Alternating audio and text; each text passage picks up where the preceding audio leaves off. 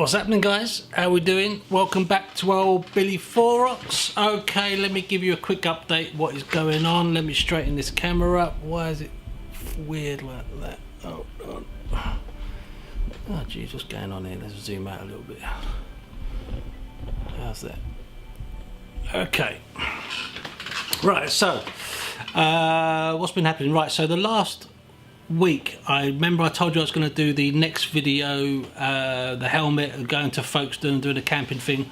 That's all been called off because, first of all, Next sent the wrong helmet. Well, they sent the right helmet, but it was the wrong finish. They sent a matte black. I wanted a gloss black. So David at 4 Motorbikes has been going back and forth with those guys, so they've been great. But I'm not really mad at Next because, you know, their place is just burnt to the ground. So, you know, they have every right to send me the wrong thing. It's not a problem. So, yeah, so that's I'd imagine might be delivered next week, which is actually quite fortunate because the camping trip has also been called off because the weather has gone absolutely crazy again. The roads have been blocked off, which is why I had to get the boat into work today, which was that footage you just saw there, going under Tower Bridge and the Tower of London and all that stuff. Alright, so this video. Now, you remember 2 weeks ago I did the 5 tips for new riders? Well, I was thinking last week that we've all had it. You know, when you get a new bike, you've just got your license and you've got that kind of new bike fever and you just want to go out in it and you're excited. What you don't want to be thinking about is the depressing stuff, like the potential theft of your motorcycle. And that's absolutely right. You shouldn't have to think about that stuff because riding a motorbike is exciting, full stop. What you don't want to have is in the back of your mind thinking, well, is my bike going to be there tomorrow morning, blah, blah, blah. So what I'm not going to do in this video is give you any statistics about how epidemic bike crime has become in London and most major cities in the UK. It's just gone through the roof. And the reason is, well, one of the reasons is police cannot give chase to these moped riders or whoever it is, because if the rider gets injured, the blame is then on the police, and then their paperwork backs up for months, and there's red tape and bureaucracy, and that is just clogging the system up. And these people are effectively free to steal. So there's enough videos on YouTube of people getting their bikes nicked, and for the life of me, I don't know why these videos are up there. They're depressing. You don't need to see them. You know the problem exists. That should be enough. It drives me mad, these videos.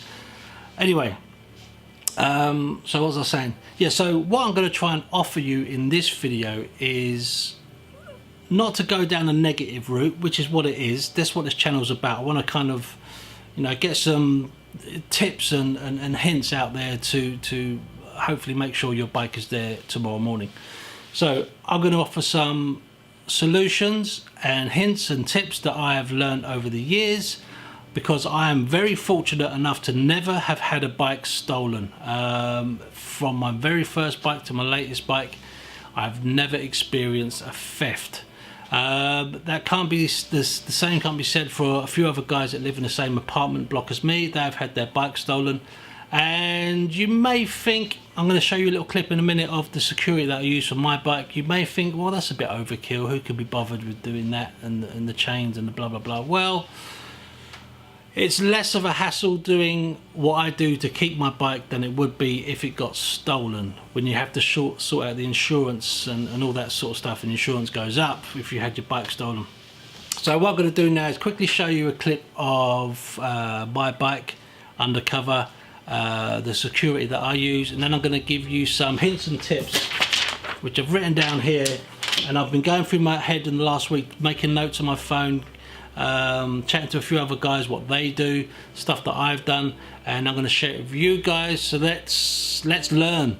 And by the way, if you're watching this video and you think, well, why didn't he say blah blah blah, don't keep it to yourself. Stick it in the comments so we can all benefit from each other's ideas and hints and tips. All right, guys. So here's my bike. All right. So as you can see, I've got a tattier cover on there. Nothing smart. That's what you want. At the back I've got the Almax Immobilizer Series 5 Extreme 22mm chain with a Squire SS80CS Stronghold lock, biggest you can get. Bungee cord keeping the cover down. In the front I have got the previous incarnation of the Almax chain. I think that's a 19mm link with the older Squire lock, and the Oxford Nemesis disc lock. Alright guys, so that was my bike. You may think that's overkill, but like I said, for the reasons I just mentioned, it's needed. It's not overkill, it's what's necessary.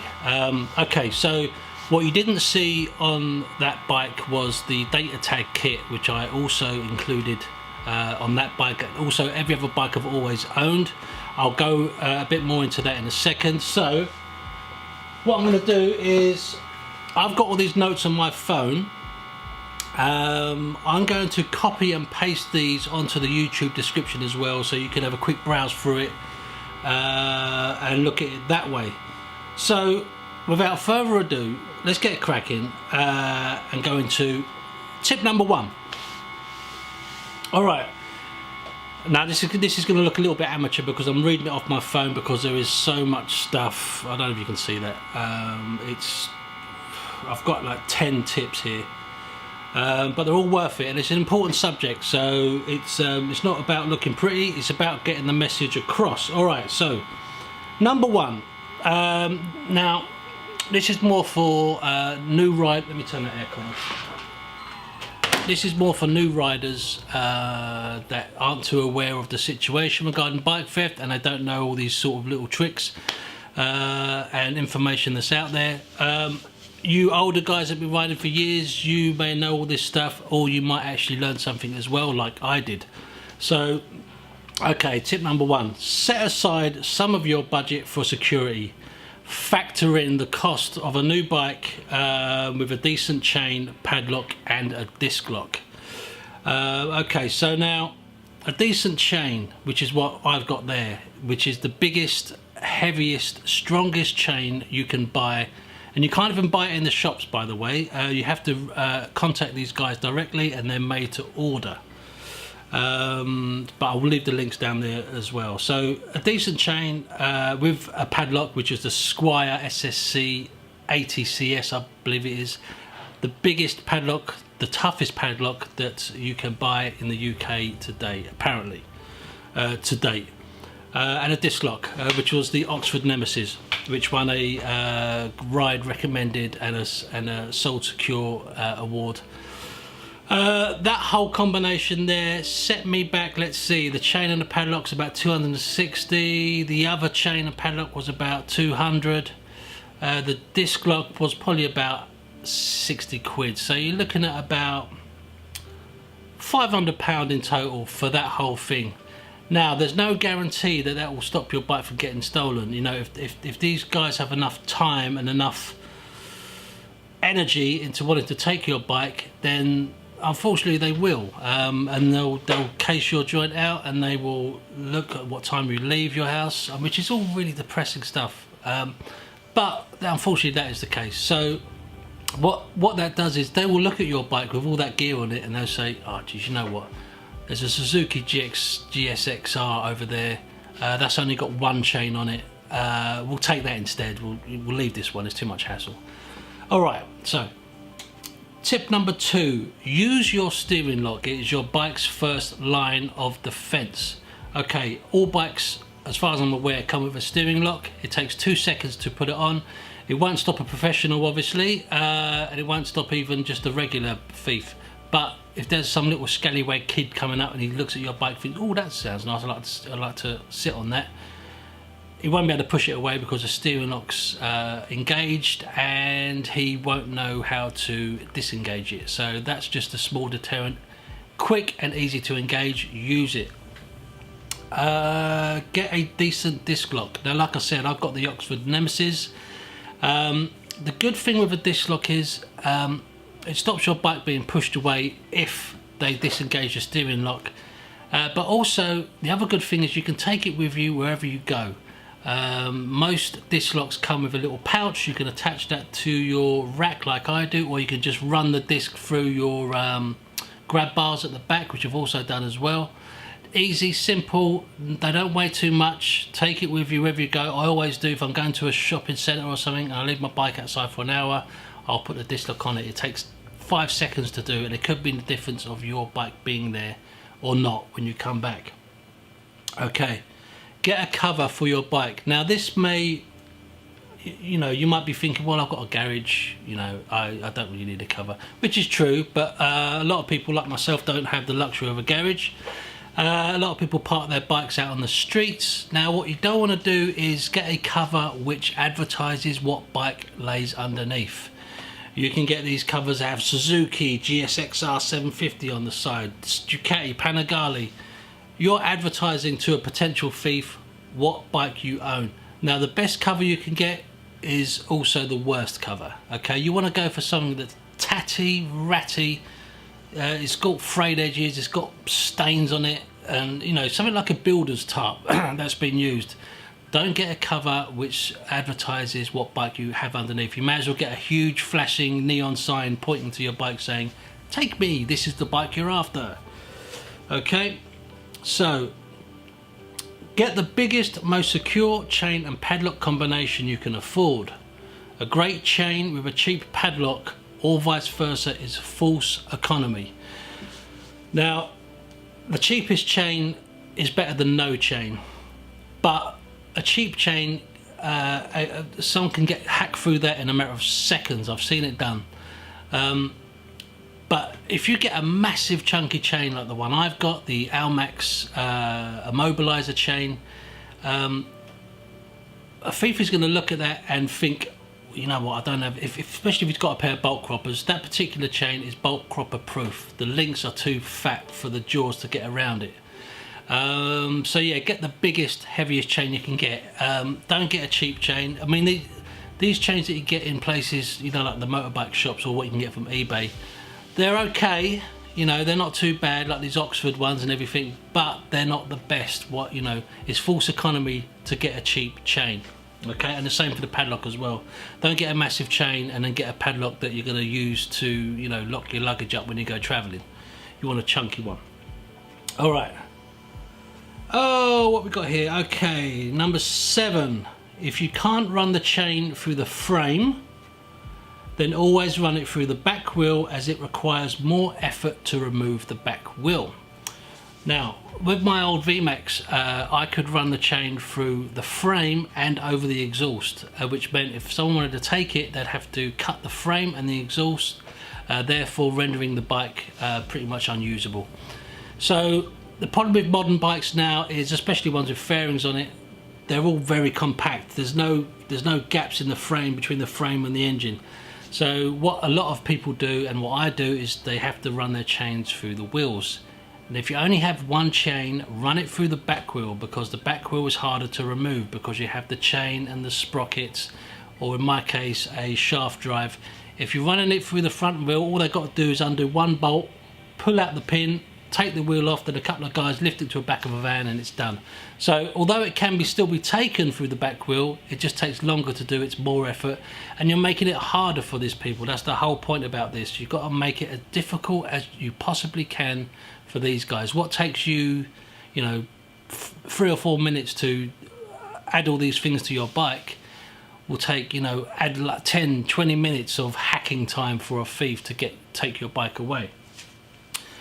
All right, so keep your chain taut, as in tight, and off the ground, as it makes it harder to use bolt croppers. Now, like I said, a lot of people now, a lot of thieves use the electronic disc cutters with the battery supply. They just go for it that way. If they're going to use bolt croppers, they won't be able to get through it if the chain is off the ground, because a lot of what these guys do is they use the bottom handle of the bolt cropper and then use their body weight on the top handle to give the maximum amount of force to snap your chain. They can't do that if they can't put the bottom handle on the floor and use that as leverage. That's the whole point. You don't want to give them any leverage. All right. Okay, alarms, immobilizers and trackers. Now on my old Hayabusa, I had an immobilizer alarm combination, and it was so much hassle. It would go off when there was a slight gust of wind. It left me stranded once when the immobilizer didn't recognize the key that came with the bike. So in the end, I just scrapped it. I told them to take it out. It's more hassle than it's worth. And also, I believe that alarms, people don't really pay attention to them, which is true, but it's also a bit of a sad fact, because all cars have alarms. And when was the last time you heard an alarm go off down your street and you just ignored it? I certainly do. I think most people do. That's just a sad fact of life. So I'd rather spend the money on some physical hardware security than an alarm, but that's entirely up to you guys. You may swear by them, and that's fine. I'd imagine if you had a garage, then an alarm would definitely be more beneficial to you. But for me personally, don't hate me on this, an alarm is for me a waste of time. Trackers. Now, a lot of people swear by these things. They're very good now, and they're getting cheaper and cheaper and more effective, and you can link them up to your phone and you can find out where your machine is at any given point in time. I don't have one on my bike, but what I do have, and I'm going to tell you guys this now, is a fake tracker sticker, and it looks very convincing indeed. I'm not going to show you a picture of it because you could get them on eBay. Just put in tracker sticker and loads of them come up, and they ask you to put in your registration number, so it looks very legitimate. There's like a company logo on it with a barcode, and it's got your registration number on the sticker, which tallies up to your bike obviously. And if a thief looks at that, they're not gonna know otherwise. As far as they can tell, there is a tracker fitted. Okay, so now, see, the thing is, I would love to get a proper tracker and a proper alarm and immobilizer fitted, but to me, an alarm and immobilizer is more hassle. They're always going off, at least that one was. I mean, I'm sure they're a lot better now. That was like 10 years ago. So by all means, get an alarm and immobilizer. Don't take my word for it and say, oh, Billy Forex said it doesn't really matter. Ignore that. Okay, that's not the message I'm trying to get across. You know what I'm saying. Anyway. All right, what's the last one? Okay, that was the last one. Number 10, tracker stickers. Yeah. Get those on eBay. So what I'm going to do, like I said, is I'm going to copy and paste all the information into the comment section below, and all the links that I've got to the chain website and all that sort of stuff. Now, one thing I didn't mention is security markings. Now, I've also got, like I said at the beginning, a data tag kit attached to my bike, and I've attached it to every bike I've always had. And what they do is effectively is you get this little jar of these microscopic little dots, and these dots are suspended in a ultraviolet glue. Now what you do is you get a little brush and you attach these tiny little dots all over your engine casing, frame, tank, everywhere. Clocks, wheels, mark your entire bike. You won't be able to see it because they're so small. You can just about make them out with the human eye.